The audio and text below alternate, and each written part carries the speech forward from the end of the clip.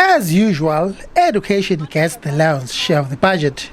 Its allocation goes up by 16 billion rand to 403 billion this year. The bulk of this amount will go to the Department of Basic Education to improve school infrastructure. The Department of Social Development gets the second biggest slice of the cake with 335 billion rand this year. But the amount is a massive 78 billion rand less compared to last year.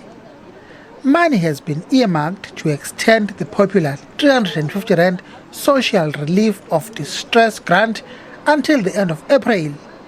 But spending on social grants is set to decrease by 6 billion rand this year, despite the number of beneficiaries expected to grow by 300,000.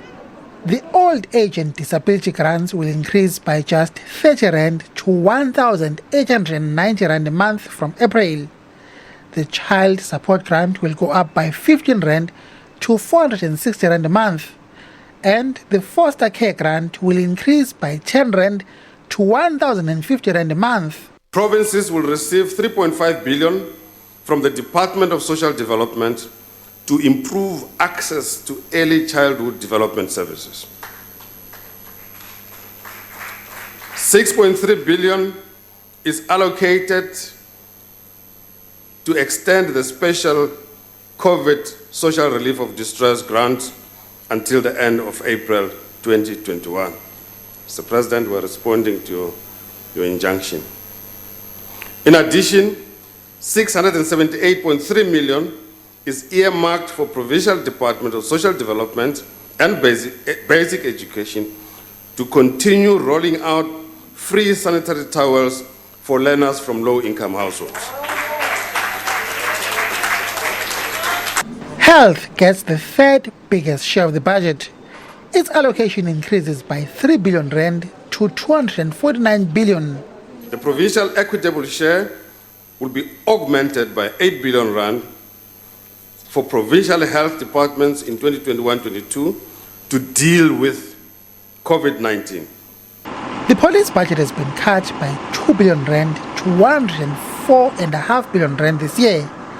The Department of Defense sees its budget reduced by 7.5 billion rand. The Department of Home Affairs' budget goes down by 1 billion rand, and the Department of Justice and Correctional Services budget remains unchanged at 48.5 billion rand. Despite the wide-ranging spending cuts, Finance Minister Tito Mboweni went out of his way to stress that this was not an austerity budget. Kosatu was quick to disagree. We wouldn't agree because he's imposed a 4-year wage freeze on public servants. That's in effect, when you take into account inflation, a 15% salary cut. And for example, on SABC, in the budget, it commits government to retrenching 300 workers at SABC. We've seen thousands of workers losing their jobs at SAA, SA Express, and other parastatals. We've seen in municipalities workers not receiving their salary. What you see in the main thing of the budget is that there's an effect, an expenditure freeze for the next 3 years on different departments, and that's basically on the back of public servants' wages.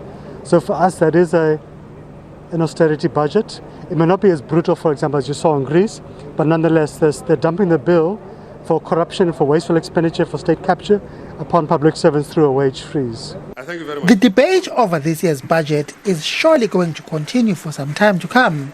Bongeni Muchwa, SABC News, Parliament.